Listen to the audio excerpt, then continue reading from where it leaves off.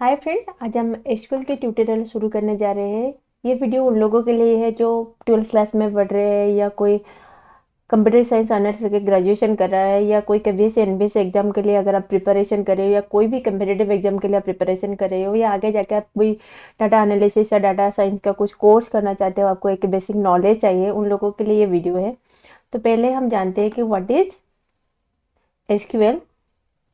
तो एसक्यूएल क्या है? तो SQL is the short form of structure query language. SQL क्या है? SQL is the short form of structure query language. तो पहले हम जानते हैं कि व्हाट इज लैंग्वेज। लैंग्वेज क्या है? तो लैंग्वेज हम क्यों यूज़ करते हैं एक लैंग्वेज को? अब जनरली आप लाइफ में लैंग्वेज को क्यों यूज़ करते हैं? क्योंकि अगर आप मानो कि एक पर्सन दूसरे पर्सन से क्या करना चाहता है, कम्युनिकेट करना चाहता है। यहाँ के पर्सन है, यहाँ पे एक पर्सन है, दोनों आपस में बात करना चाहते हैं या आपस में कम्युनिकेट करना चाहते हैं। उनके लिए इसके लिए क्या चाहिए? इसके लिए एक लैंग्वेज चाहिए। वैसे ही हम सिस्टम में भी वैसे ही उसे यूज़ करते हैं, क्योंकि सिस्टम में क्या है, एक डाटाबेस है और एक यूजर है। डाटाबेस को यूजर के साथ इंटरेक्ट करने के लिए या डाटाबेस को यूजर के साथ कम्युनिकेट करने के लिए जो लैंग्वेज हम यूज़ करते हैं उसे हम कहते हैं एसक्यूएल लैंग्वेज। उस लैंग्वेज को हम क्या कहते हैं? SQL language, structure query language. Sometime we call as sequel also. So basically it is a query language. It is not a database system. There is some of the different type of database system we use in MySQL and Oracle. These are the database system, but SQL is not a database system. It is a query language. तो इसे हम क्यों use करते हैं? This is use to perform the operation on the record store in the database. कौन सा operation हम के लिए हम इसे यूज़ करते हैं कि डाटा को, रिकॉर्ड को स्टोर करने के लिए, कोई भी रिकॉर्ड को अपडेट करने के लिए, कोई भी रिकॉर्ड को इंसर्ट करने के लिए, कोई भी रिकॉर्ड को डिलीट करने के लिए, कोई भी रिकॉर्ड कोई भी डाटाबेस या टेबल को क्रिएट करने के लिए हम कौन सा लैंग्वेज यूज़ करते हैं ना? स्ट्रक्चर क्वेरी लैंग्वेज यूज़ करते हैं। तो यहाँ पे एक पॉइंट मेंशन किया गया है कि structure query language. Structure query language means इसके हम बस एक स्पेसिफिक डोमेन में यूज़ करते हैं। इसको लीजिए डोमेन स्पेसिफिक लैंग्वेज। वाई वे से इट डोमेन स्पेसिफिक लैंग्वेज? क्योंकि अगर आप लैंग्वेज मतलब सी प्लस के बारे में अगर हम बात करें तो वहाँ इस लैंग्वेज को मतलब सी प्लस प्लस लैंग्वेज को आप कहाँ पे भी यूज़ कर सकते हो, मगर एसक्यूएल को आप बस कहाँ पे यूज़ करेंगे? रिलेशनल डाटाबेस में ही यूज़ कर सकते हो। एसक्यूएल को आप कहाँ पे यूज़ कर सकते हो? बस रिलेशनल डाटाबेस में ही यूज़ कर सकते हो। और कहाँ पे भी आप उसे क्या करने कर सकते, यूज़ कर नहीं सकते। किसको? हाँ, एसक्यूएल लैंग्वेज को बस हम रिलेशनल डाटाबेस में एक पर्टिकुलर डोमेन मतलब रिलेशनल मॉडल में ही हम उसे यूज़ कर सकते हैं। जहाँ पे डाटा किस फॉर्म में रहता है? जहाँ पे डाटा टेबल के फॉर्म में स्टोर होकर रहता है, रो एंड कॉलम के फॉर्म में स्टोर होकर रहता है, वहाँ पे हम स्ट्रक्चर क्वेरी लैंग्वेज को यूज़ करते हैं। तो ठीक है, तो इसलिए हम इसे कहते हैं SQL is a domain specific language.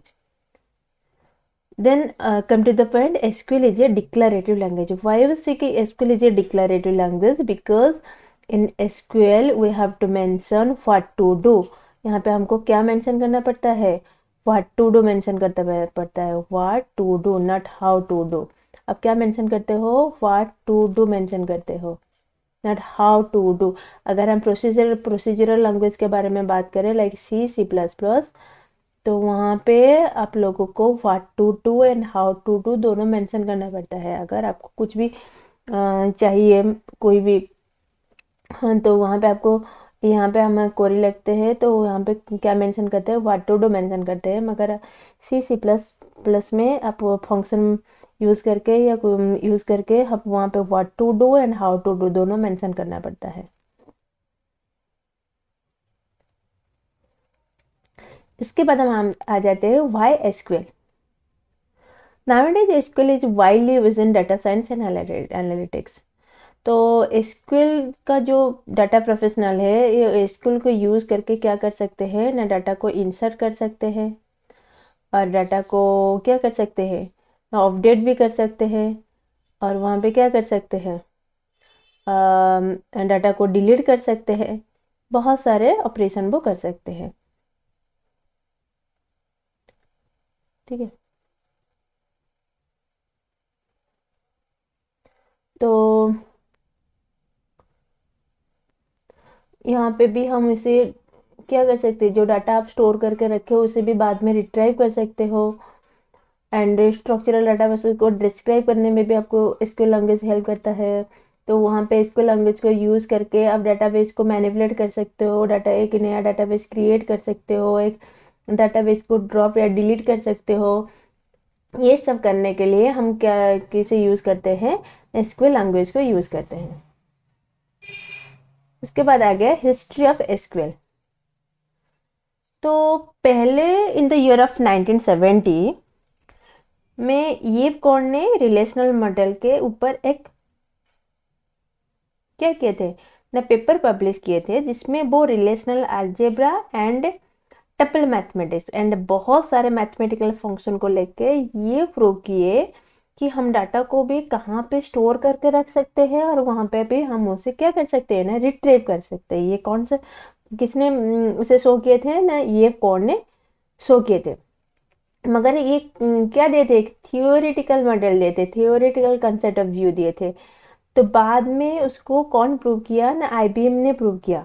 बाद में उसे कौन प्रूव किया ना, आईबीएम ने उसको प्रैक्टिकली इम्प्लीमेंट किया एंड स्ट्रक्चर क्वेरी लैंग्वेज का कंसेप्ट लाया।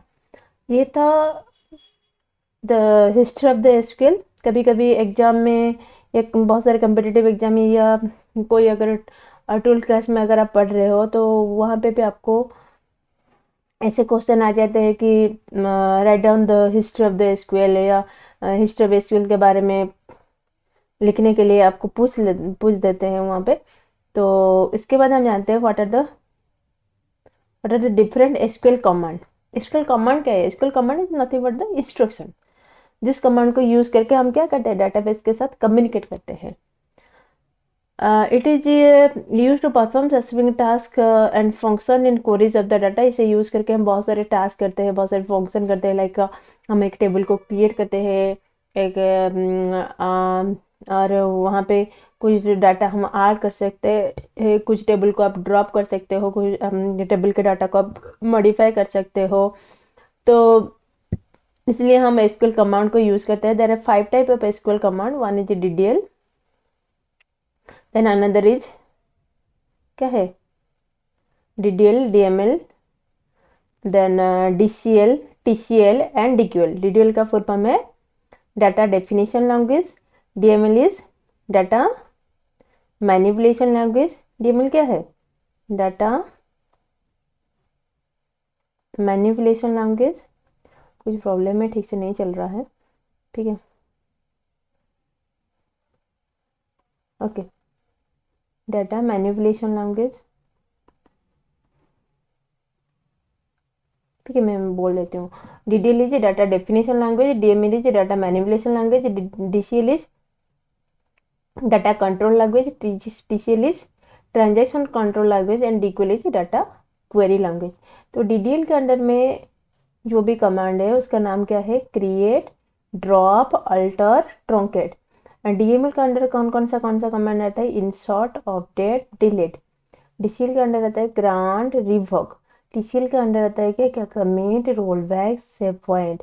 डीक्यूएल के अंदर आता है सिलेक्ट। डाटा क्वेरी के अंदर में कौन सा कमांड आता है, सिलेक्ट। इसके बारे में डिटेल में हम आगे जाके पढ़ाई करेंगे। तो आज के लिए बस इतना ही। अगर आपको ये वीडियो अच्छा लगे या आप आगे जाके इसको पढ़ना चाह रहे हो तो मेरे चैनल को ज़रूर सब्सक्राइब कर देना।